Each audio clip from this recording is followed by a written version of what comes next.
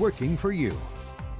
Good afternoon, everyone. Thank you all for joining us. I am Duke Carter. New details this afternoon and a deadly shooting. Danville police have now charged a 14-year-old boy for first-degree murder. The teen was previously accused of robbery and use of a firearm in a felony when he was arrested last week. Officers are still looking for 19-year-old Marty Oliver. It's believed the pair was involved in a shooting on Halifax Street that killed 33-year-old Patrick Duffy. We're following breaking news out of Blacksburg following an officer-involved shooting that left one person dead. 10 News reporter Sydney Jacksheimer is live in Blacksburg, working for you to get all the latest details. And Sydney, what do we know thus far? Well, Duke, a lot is still unknown in this investigation. According to Blacksburg police, a suspect fired shots at them around 2 a.m. this morning. That's when an officer fired back, killing the man. Now, according to investigators, Blacksburg police and the Montgomery County Sheriff's Office responded to Yellow Sulphur Road for a call early this morning. It's still unclear what that original call was for. But according to police, when they arrived on scene, a man began firing shots, which is when law enforcement fired back and shot the man. Police say no one else was injured. We are told state police are now in charge of the investigation at request of Blacksburg police. Now, state police say they are still processing the scene and have not released the name of the man killed and will do so after his family is notified. Live in Blacksburg tonight, Sydney Jacksheimer, 10 News, working for you. All right, thank you, Sydney. Of course, we'll have more information on that shooting in Blacksburg for 90 minutes of news starting at 5. Meanwhile, a Rockbridge County man still awaits his fate after a jury failed to reach a verdict for a deadly gas station explosion. The jury has been deliberating for 2 days. Philip Westmoreland is facing involuntary manslaughter charges after he refilled gas at South River Market in May of 2019. Well, less than an hour later, an explosion killed 4 people. The judge hasn't declared this a mistrial yet, and the defense asked the judge to throw out the charges against Westmoreland. If he doesn't, the attorneys will schedule another hearing to determine if this is a mistrial, and that could be a few weeks from now. After that, prosecutors can ask for another jury to consider the case. Deputies are investigating a Franklin County deadly shooting in Boone's Mill. Detectives say it happened at a home on the Virgil Good Highway Wednesday night. The Franklin County Sheriff's Office says 26-year-old Christopher Hill from Martinsville was shot and killed after an encounter with the homeowner. We're told the 2 men did not know one another. We're going to switch gears to get a check of your forecast. We're going to check in with the meteorologist Marshall Downing, who is in for Chris Michaels. And Marshall, pretty much we've had a humid, and it's just been nasty, and it's been sweaty, and so we can expect showers this afternoon. Yeah, all that moisture is going to rise up in the air, and it's kind of like yesterday. Not a whole bunch of showers, but enough that we'll notice them here and there. Right now, we don't really have that much. Showers were making their way from Kentucky into Tennessee, into North Carolina. We're just getting little tiny pieces of that for right now, and that's how a lot of our showers are going to play out this afternoon, starting in the NRV and then making their way further towards the east. Not going to have too much lingering in the Carolinas later on for today.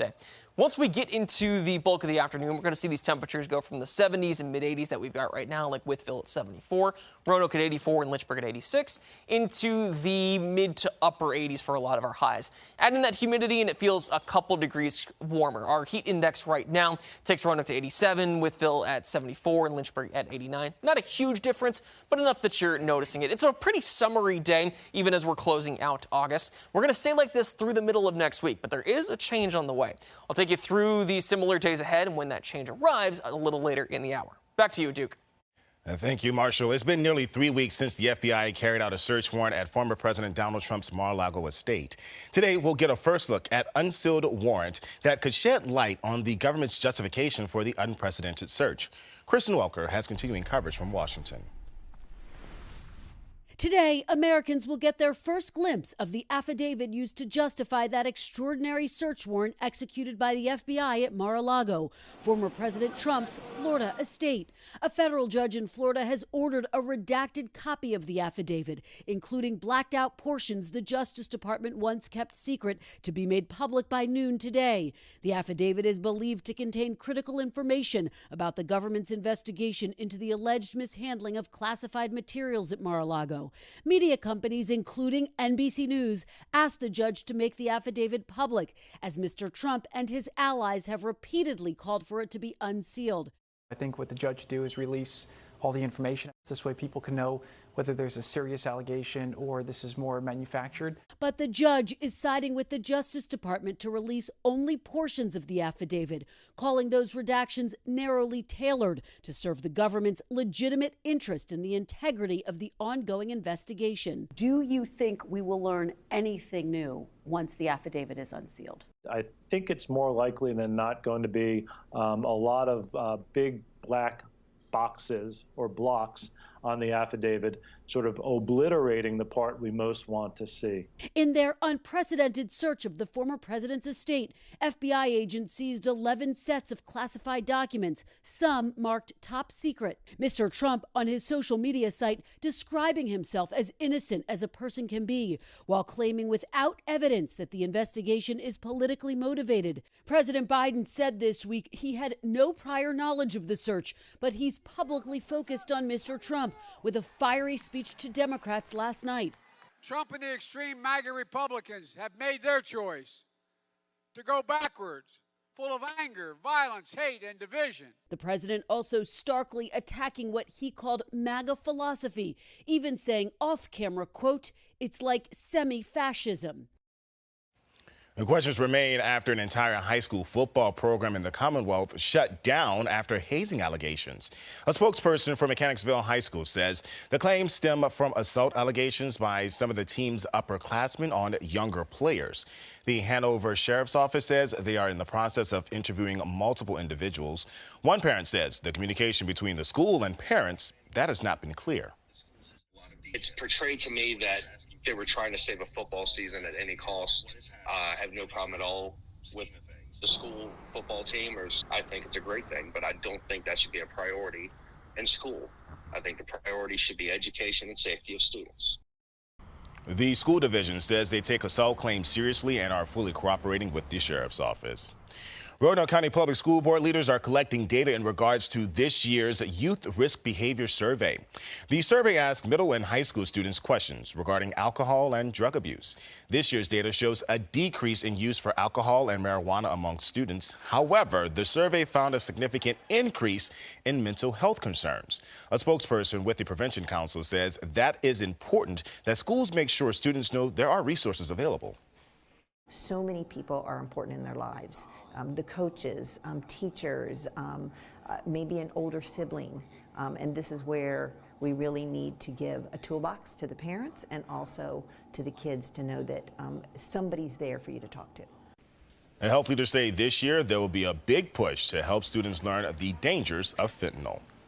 More than $13 million in federal funding will go towards Virginia regional airports. The money will help infrastructure projects, extending runways, rehabilitating airplane parking areas, and improving taxiway lighting. Danville Regional Airport is set to get more than $1 million. You're going to want to bring your appetite to Dr. Pepper Park tomorrow because the Roanoke Wing Fest returns for its 13th year. 10 News reporter Brittany Ware is giving us a preview of some of the tasty wings you can try.